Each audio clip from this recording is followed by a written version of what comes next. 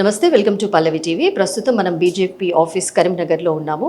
అంజన్న ఆశీర్వాద పాదయాత్ర గురించి మరిన్ని వివరాలు అడగడానికి మనం ఇన్ఛార్జ్ గంగిడి మనోహర్ రెడ్డి గారి దగ్గర ఉన్నాము. మరిన్ని వివరాలు వారి మాటల్లో అడిగి తెలుసుకుందాం. సార్, ఈ పాదయాత్ర ఎలా జరగబోతుంది? పాదయాత్రకు పూర్తి ఏర్పాట్లు చేశాము. రేపు ఉదయము 6:30కు ప్రారంభమవుతుంది. ఓకే. రాత్రి 7 గంటల వరకు జరుగుతుందని మేము అనుకుంటున్నాము. ఓకే.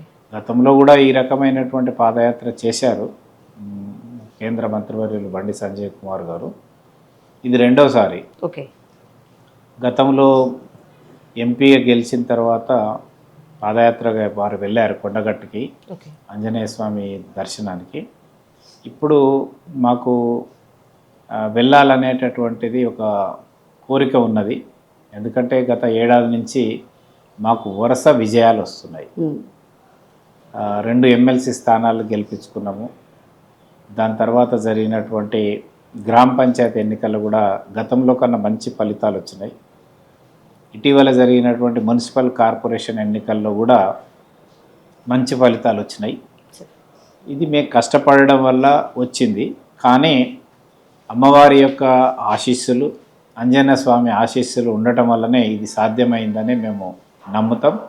ఇదే రకమైనటువంటి శక్తిని మాకు ప్రసాదించాలని చెప్పేసి అమ్మవారికి, అదే రకంగా ఆంజనేయ స్వామికి మొక్కుకోవడానికి మేము అందరం కూడా సామూహికంగా బయలుదేరుతున్నాం. పెద్ద ఎత్తున ఏర్పాట్లు చేశాం. ఎంతమంది యాత్రలో పాల్గొనడం జరుగుతుంది సార్? సుమారుగా మేమైతే 10,000 మందికి ప్రయత్నం చేస్తున్నాము. ఓకే. ఈ కరీంనగర్ పార్లమెంటు పరిధిలో 7 అసెంబ్లీ నియోజకవర్గాలు ఉన్నాయి. 7 అసెంబ్లీ నియోజకవర్గాల నుంచి పెద్ద ఎత్తున తరలి వస్తారు. ఇందులో కేంద్ర రాష్ట్ర నాయకులు పాల్గొనే అవకాశం ఏమైనా ఉందంటారా? కేంద్ర రాష్ట్ర నాయకులు అనేది మేము ఎక్కువగా నాయకులు, ఎందుకంటే ఒకే రోజు పాదయాత్ర కాబట్టి ఎక్కువ మంది లేదు. కానీ ఈ యొక్క ప్రాంతం నుంచి ప్రాతినిధ్యం వహించేటటువంటి 2 ఎమ్మెల్సీలు, టీచర్ ఎమ్మెల్సీ మల్కా కుమరయ్య గారు, అదే రకంగా గ్రాడ్యుయేట్ ఎమ్మెల్సీ అంజిరెడ్డి గారు ఇద్దరు పాల్గొంటారు. అదే రకంగా ఇక్కడి నుంచి గెలిచినటువంటి కార్పొరేటర్లు, మేయరు, డిప్యూటీ మేయరు, సర్పంచ్లు, కౌన్సిలర్లు వాళ్ళందరూ కూడా ఇందులో పాల్గొంటారు. మనం చూస్తున్నట్టయితే ఎండలు విపరీతంగా ఉన్నాయి. అవును. ఎట్లాంటి ఏర్పాట్లు చేశారు సార్ మీరు? అంటే మేము గతంలో కూడా మీకు గుర్తుండి ఉంటుంది, బండి సంజయ్ గారు రాష్ట్ర అధ్యక్షులుగా ఉన్నప్పుడు 5 విడతలలో పాదయాత్ర చేసినాం. ఓకే. ఎండాకాలం పాదయాత్ర చేసాం, వర్షాకాలం పాదయాత్ర చేసాం, శీతాకాలంలో కూడా, చలికాలంలో కూడా పాదయాత్ర చేసాం. 150 రోజులు 2000 కిలోమీటర్ల వరకు 5 విడతలలో పాదయాత్ర చేసిన అనుభవం ఉన్నది. ఓకే. ఈసారి కూడా ఎండలు అనేది పెద్ద లెక్క చేసే పరిస్థితి ఏం లేదు. ఎందుకంటే కార్యకర్తలు అందరూ కూడా చాలా పట్టుదలతో ఉన్నారు. అందరూ కూడా పాల్గొనాలనుకుంటున్నారు. ముఖ్యంగా కరీంనగర్ పార్లమెంటుతో పాటు రాష్ట్ర వ్యాప్తంగా, ఎందుకంటే ప్రజా సంగ్రామ యాత్రలో రాష్ట్ర వ్యాప్తంగా ఉన్నటువంటి కార్యకర్తలు పాల్గొన్నారు కాబట్టి మళ్ళీ చాలా రోజులు విరామం వచ్చింది కాబట్టి మరొకసారి పాల్గొనాలి, బండి సంజయ్ గారితో పాటు అడుగులో అడుగు వేసి వారితో పాటు పాదయాత్ర చేయాలనేటటువంటి కోరిక పార్టీ కార్యకర్తలలో ఉన్నది. కాబట్టి వారు కూడా అప్పుడు పాల్గొన్నటువంటి వాళ్ళు కూడా రేపు ఈ యాత్రలో పాల్గొనే అవకాశం ఉంది. మరి యాత్ర సుమారు 40 కిలోమీటర్లు ఉంటుంది. 40 కిలోమీటర్ల దారి పొడవునా మరి చాలామంది స్వచ్ఛంద సంస్థల వాళ్ళు కూడా మరి త్రాగునీటి సదుపాయము, మజ్జిగ సదుపాయము, తర్వాత మరి పండ్లు, భోజన సదుపాయాలు ఇవన్నీ కూడా ఉన్నాయి. అవన్నీ కూడా చేసుకుంటూ మధ్యాహ్నం గంగాధర్లో కొద్దిగా లంచ్ బ్రేక్ ఉన్నది. దాని తర్వాత మళ్ళీ ఈ యొక్క యాత్ర కొనసాగుతుంది. ఓకే.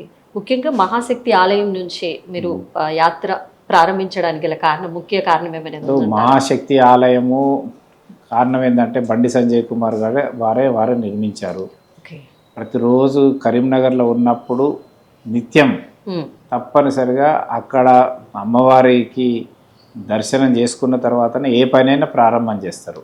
కాబట్టి మాకు నమ్మకము, విశ్వాసము, ఈరోజు ఈ స్థితిలో కరీంనగర్లో ఉన్నారు భారతీయ జనతా పార్టీ అంటే అమ్మవారి దయా, కృప, ఆశీస్సులు అనేటటువంటిది మేము బాగా నమ్ముతాం. కాబట్టి ఏ పని ప్రారంభం చేసినా అక్కడి నుంచే ప్రారంభం చేయటం అనేది పరిపాటి.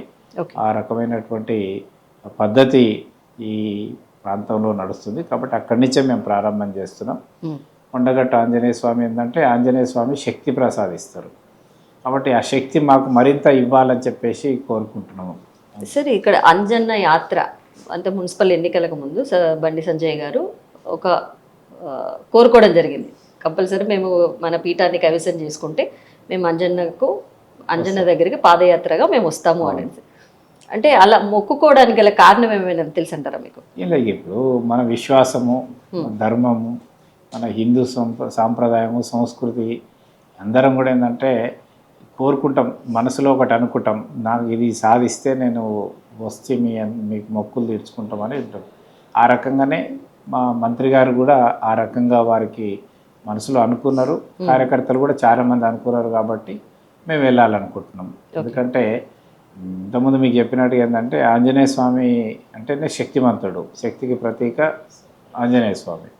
అంటే మా కార్యకర్తలకు మాకు మీరు శక్తి ఇవ్వండి, రాబోయే రోజులలో ఏ రకమైనటువంటి దుష్ట శక్తులు మా యొక్క ప్రయత్నానికి అడ్డు వచ్చినా కూడా వాటిని అధిగమించేంత శక్తి మాకు ఇవ్వమని చెప్పేసి వారిని కోరుకోవడానికి వెళ్తున్నాం. కరీంనగర్ మేయర్ పీఠం బీజేపీ కైవసం చేసుకుంది, నెక్స్ట్ టార్గెట్ ఏంటి సార్? టార్గెట్ ఏం లేదు, ఇప్పుడు ఏ ఎన్నికలు వచ్చినా ఒక్కటి అనేది ఏం లేదు. రేపు ఏ ఎలక్షన్లు వచ్చినా కూడా ఆ ఎన్నికలలో మేము గెలవాలనేటటువంటిది మాకు సంకల్పం ఉంది. ఆ ఎన్నికల్లో గెలిచి ప్రజలకు మంచి సేవ, మంచి పాలన అందించాలనేది మా లక్ష్యం. కాబట్టి అది ఏ ఎన్నికైనా సరే, రేపు సింగిల్ విండో ఎన్నికలైనా పర్వాలేదు, జెడ్పీటీసీ అయినా, ఎంపీటీసీ అయినా, ఇంకే ఎన్నికలు జరిగినా కూడా ఆ ఎన్నికలలో మా పార్టీ తరఫున నిలబడేటటువంటి అభ్యర్థులు విజయం సాధించాలి, మా పార్టీ విస్తరించాలి, మా పార్టీ పటిష్టం కావాలి. రేపు రాబోయే రోజులలో తెలంగాణ రాష్ట్రంలో అధికారంలోకి రావాలి. అధికారంలోకి రావడానికి మరి ఈ రాష్ట్రానికి కరీంనగర్ అనేది ఒక ప్రేరణాదాయకంగా ఉండాలి, ఒక మోటివేషన్.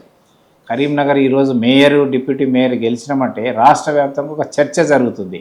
ఓకే, కరీంనగర్ ఒక ఆదర్శంగా తీసుకుంటున్నారు ఈరోజు భారతీయ జనతా పార్టీ కార్యకర్తలు, మిగతా జిల్లాల వాళ్ళు కూడా ఏంటంటే ఆ రకమైనటువంటి ఫలితాలు మేము కూడా సాధించాలనేటటువంటి వాళ్ళు ఆదర్శంగా తీసుకునే స్థాయిలో ఉన్నది.